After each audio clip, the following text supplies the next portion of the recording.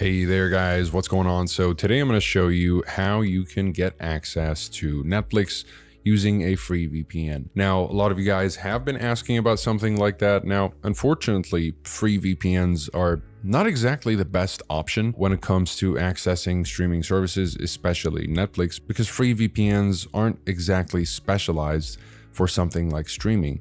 Typically, with these streaming services, there are specific algorithms that prevent VPN traffic from reaching the streaming service. And so that's why a lot of VPNs end up failing at giving successful access to streaming services like, again, Netflix, Disney Plus, Hulu, all these services.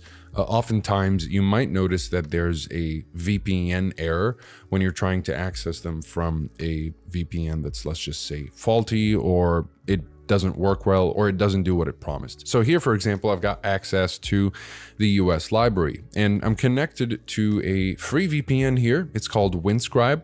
Now, this is actually one of the more reliable free VPNs that you can use when it comes to accessing streaming services. And so this is definitely what I would recommend.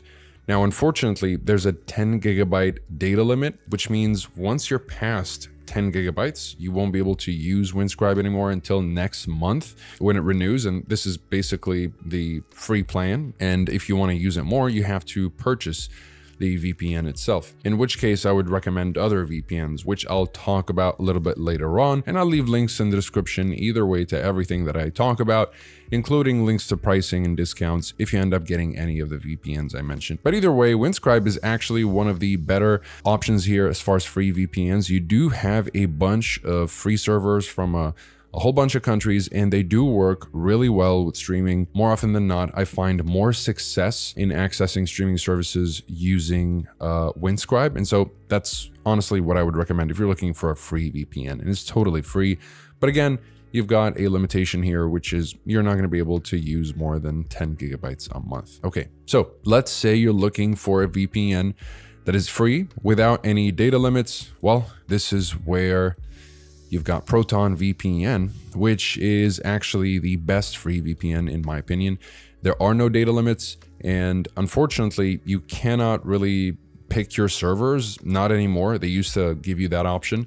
And this is the paid version of Proton VPN. So in your free version, none of these servers will be available, and you can just connect to a bunch of free servers that are pre-selected, and they do not support streaming or torrenting. Now, the reason I'm recommending Proton is because even though the free servers still do not support streaming and torrenting, at times, if we just go down here, you'll see that we've got a bunch of free servers. Now, you'll notice that the free servers don't have these two symbols here, peer-to-peer and streaming. So these are the servers that support peer-to-peer activity, like torrenting, for example, and streaming as well. So in Proton VPN, sometimes you could get access to the Netflix library by using a free server. Now, this doesn't really work all the time, so this might be a trial and error kind of thing, but either way, there's no data limit. So if a server ends up working out, you could, well, watch as much as you want until the IP address of the server that you're using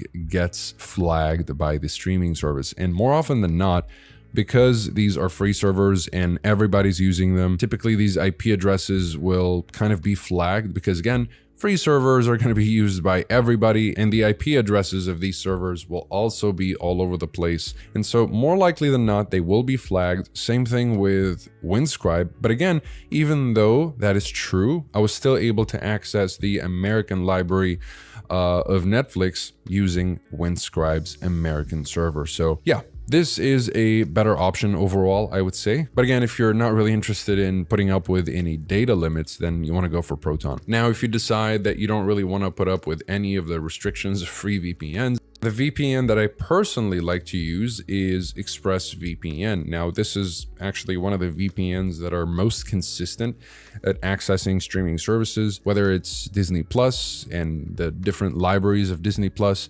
same thing with Amazon Prime, Max, which is formerly HBO Max. Max is typically a difficult service to access using VPNs, and it's totally possible with Express. Now, Express isn't the only option. You've got NordVPN also. This is a great option. There's also Surfshark, but I don't want to make this video longer than it already is. I'll drop links to the best VPNs for Netflix in the description down below. And again, not just for Netflix, all kinds of streaming services. There are no data limits. You can pick any server you want, and they're very reliable at making sure that you access the streaming service that you're looking for. So that'll be it for this video. Again, I'll drop all the individual reviews and links to pricing and the best discounts that I can find in the description down below. And if you happen to have any questions, please feel free to drop them in the comments down below, and I'll be happy to answer all of them. Thank you so much for watching, and I'll see you in the next one.